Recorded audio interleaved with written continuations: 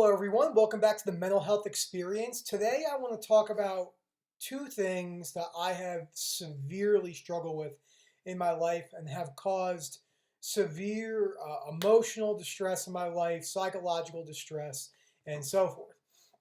And they are both not categorized in the DSM, the Statistical Manual for Mental Health Disease. It's basically the guideline for all psychiatric and psychological mental illnesses and addictions and so forth. And that is porn addiction and video game addiction. Porn addiction might be getting closer, but I'm almost positive video game addiction is not talked about in that realm, at least not a lot. And I know porn addiction is not talked about a lot. It's still kind of taboo. So let's start with, because I want to talk about them in two kind of different aspects and how I struggle with them. So porn, let me just start with this. Video games and porn are not inherently bad. That is very important to consider. If anyone says you porn is bad or video games are bad, that automatically that person is, in my opinion, wrong and lost credibility, because nothing is black and white, especially in those type of topics. So porn, in my opinion, from the evidence and the research and the people that work in porn addiction and behavioral specialists, have more potential to do harm than good, especially if you're someone like me, ADHD, highly addictive personality, using it to cope. So how did I struggle? I have been watching porn 2 to 3 times a day for 15 years. So think about that. Okay? I've never paid for a porn subscription. I've never paid for cam girls. I know people that have spent tens of thousands of dollars on cam girls. So that's a whole nother story. I know Larry Wheels, who's famous in the fitness industry, released a video a month or two ago talking about how much it was affecting his life in all different aspects. So my porn addiction was, I watched porn when I wake up and I would watch porn before I go to bed. I never really watched it to cope with anything, but it completely skewed my reality of what females are like in the bedroom and what to expect.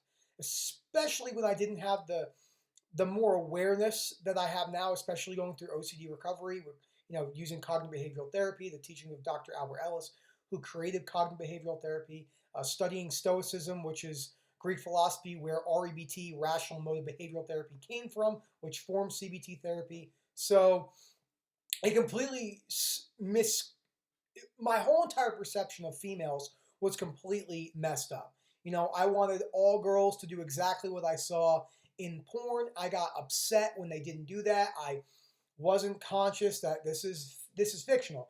When you watch a movie, you don't say to yourself, "Wow, this is real." It's not real. It's a movie. But for some guys, or in my opinion, more than some, watch porn and subconsciously start to think that, why aren't female? They start expecting lots of different things, whether it's, I'm not going to go into the topics, but whether I'll give you not a very vulgar one, but say threesomes.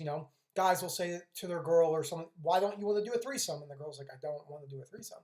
And the guy will be like, "Well, I want a threesome," and that type of misconception of what lust and love is like in a healthy manner, what statistically is shown to be healthy cues for engaging in making love or sex, whatever you want to call it, is really, really skewed in the adult industry. And I will tell you this right now. The statistics on psychological problems with people who are in the adult industry, this is male or female, okay?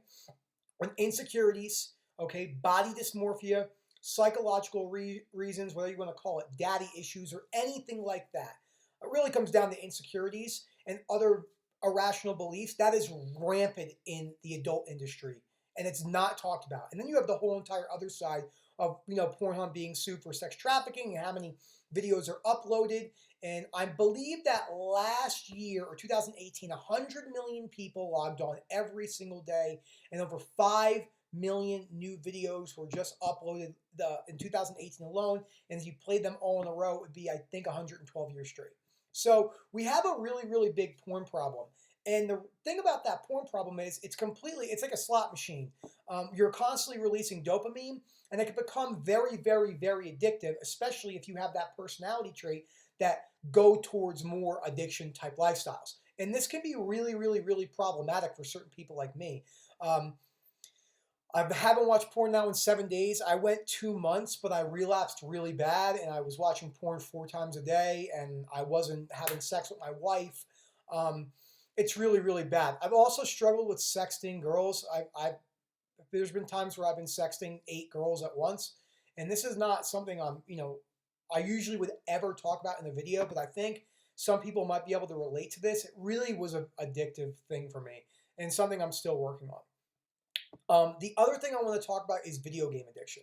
So, right now, there are minimal, if not maybe a couple video game addiction centers in the country not covered by insurance or highly expensive. They still don't know if these methods that they're using are the same because alcohol and cocaine and heroin have neurobiochemical components that alter brain chemistry. They know that. They don't know if video game addiction or porn addiction is more classified in that type of an addiction from the research, or it's more along the lines of a coping mechanism. So the Healthy Gamer, who I believe is a Harvard psychiatrist, who basically has the #1 program I can find about video game addiction, they do not believe that opting out of video games for life, cold turkey, is the best option. They like taking it away for an extended period of time and rebuilding healthy balances to go throughout that. So when I developed severe somatic OCD, which if you watch my videos, I was highly obsessed with my blinking and swallowing, and I still am, I started playing video games 16 hours a day.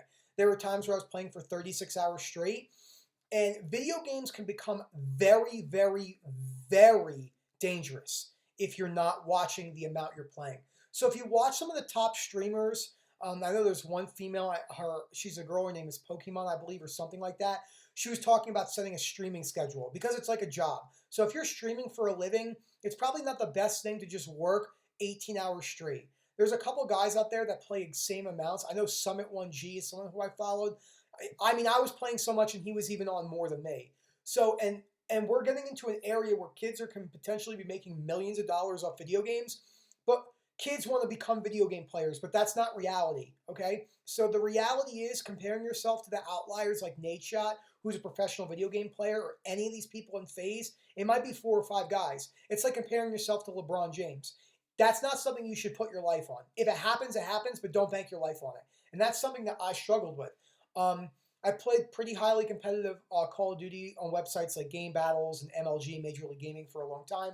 And when I got my OCD really bad and I was super depressed, almost killed myself multiple times, ended up in a mental hospital, I was playing upwards of, there was times where I was playing for 36 hours straight. And I gained a lot of body fat. I was smoking 2 to 3 packs of Juul a day. I was eating fast food all day. It really was a bad place for me. And then I knew that I had to take away video games. So it's been 6 months and 7 days since I've played video games. I will bring them back in my life at some point, but not until I'm further along in my mental health recovery, and not until I think I can balance them. So if you believe you have a video game problem, maybe cutting them out for now is a good thing to do. We have a very big video game problem epidemic in this country that no one wants to talk about. So something that is very interesting to me, when we were growing up, if you're watching this or know me personally, 30 years and older, we did not have these types of things really when we were really young kids.